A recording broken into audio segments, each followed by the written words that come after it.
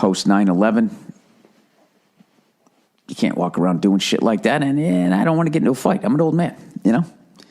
I going to tell you that time I went down, I looked at the Pentagon like about 6 months after 9/11. I must have told you that story, right? By the way, I'm at the National Theater. I forgot to say that. There are still tickets left because I'm kind of doing this weird run in this theater that usually has like the Lion King. And I'm also doing like a Monday, Tuesday, Wednesday. I'm there Saturday to Wednesday, so it's kind of weird. A lot of school night shit. So, if you want to come down and watch me fucking do my pregame analysis on my fucking stand-up set, I'm going crazy because I got to tape this fucking thing because I have all this other new shit that wants to come out, and I feel like I'm stuck in time here, so it has to happen. But anyways, post 9/11, all right, I was in New York on 9/11. I was on the Upper East Side, the East 70s, all the way by the East River. And, there's a lot of like old wives' tales told by people who lived in New York during that time. Dude, you wouldn't have known anything was going on. It was a fucking beautiful day. And even as it went down, as it collapsed and all that, when I walked outside, I didn't see anything in the air or anything. I mean, that was like a couple of miles away. And if it wasn't on television, I never would have even known that it happened. All I remember was walking around the Upper East Side, trying to block out what the fuck just happened, like a typical German-Irish Catholic. Sad feelings, block them out, act like nothing's happening.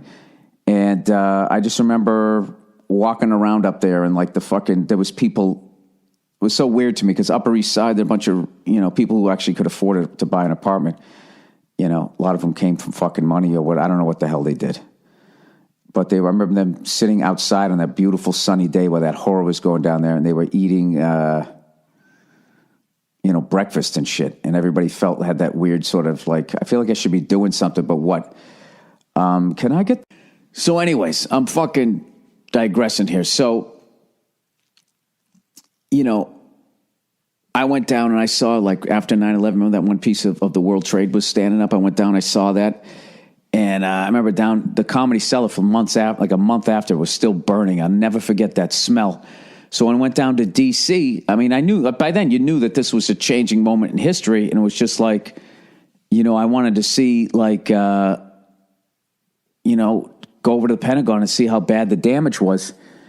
So I didn't realize, I was such an idiot. I didn't realize that the Pentagon is like the Pentagon. I thought the Pentagon was also kind of like the Lincoln Memorial. Like you could just kind of go to it as a tourist, which you can. But there's like a subway stop and you just get off at the Pentagon, and I'm walking around. There's all these people in like plain clothes, and then you'd see people in like Air Force outfits or Marine outfits. And so I was thinking, all right, they work here, but everybody else in plain clothes is like me. I didn't realize that they all kind of fucking work there, and it's like an office. It's a giant fucking office building in the shape of a Pentagon. So I start looking around. It's basically a circle with points on it, right? That's what a Pentagon is. How many sides to a Pentagon, Bill? Oh, I don't know. It's more than 5. It's a triangle, then there's a hexagon, then there's a proplexagon. I don't know what the fuck it is. And you know what? I knew it when I had to know it for the test, and that's never come up in my life. You know what I mean? You got a quartet, you got a quintet, that's jazz. I'm out of math, I'm into jazz. But isn't music just numbers put together beautifully? Sorry. So I'm standing there in this pointy fucking circle going, do I go to the right? Do I go to the left? I kind of go left, then I go right, then I start walking back left. Then I'm just fucking start walking around this thing. I'm trying to peek around the corner. I'm like, maybe I should have gone the other way. And I'm basically not realizing it. I'm looking shifty as hell. And of course, there's like 50 fucking cameras on me. Like, what the fuck is this dude doing, right? And I'm walking, I'm looking around, and all of a sudden, this fucking, was it a Jeep or a golf cart? I don't know what, just pulls up next to me, and this fucking guy gets out. Like, when Powers Booth ever plays a military guy, he was like that with a beret. Like, that's how much he was decorated, it seemed.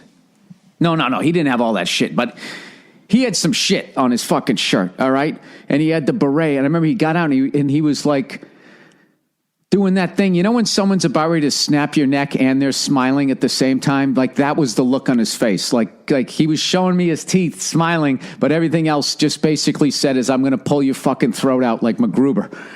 And he came up and he's just like, hey, buddy, what are you doing? And he was like looking through to the back of my head. And immediately I was just like, oh, then I didn't know what to say. And I was like, oh my God, what if he knew one of the people that died here? And then I was kind of, I'm a comedian. I'm in town playing Teddy's House of Comedy. And just, then he fucking took my name. And then it dawned on me why they were coming up to me. And the whole thing just made sense. Like, oh, this is like a military building, Bill. This isn't the Jefferson Memorial. You're walking around one of the most top secret fucking places and you're looking around and you look like a crazy white guy, right? So then it just struck me as funny. And then I was trying to hold back a laugh, right? Classic white privilege here, right? I could actually have this guy come up to me outside the Pentagon and I can still find the humor in it because I know I'm not going to get arrested, right? Is that what white privilege is? I don't know. I'm stuck in this wonderful fucking position. I'm just going to stare into that now and people just say white privilege. And I'll be like, oh yeah, it's unbelievable. Woo!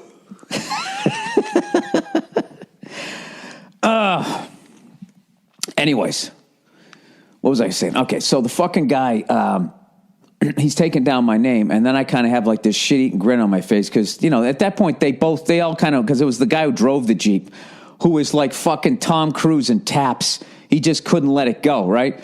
So I kind of feel him staring at me like a fucking lunatic. And I'm like, well, if this guy here with all this shit on his shirt, I can feel him letting me go. You're not going to arrest me, the driver of the Jeep.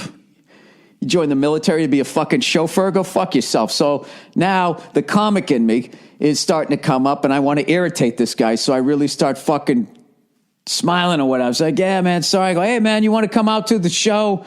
And blah, blah, blah. And the guy, he's kind of gone down from I'm going to fucking rip your throat out to kind of like maybe I'll just, I don't know what, stick a bayonet in your side. He's kind of down to that. Is that less? I don't know. Whatever the fuck it is. I'll just waterboard you. His look of craziness is I'm just going to waterboard you now.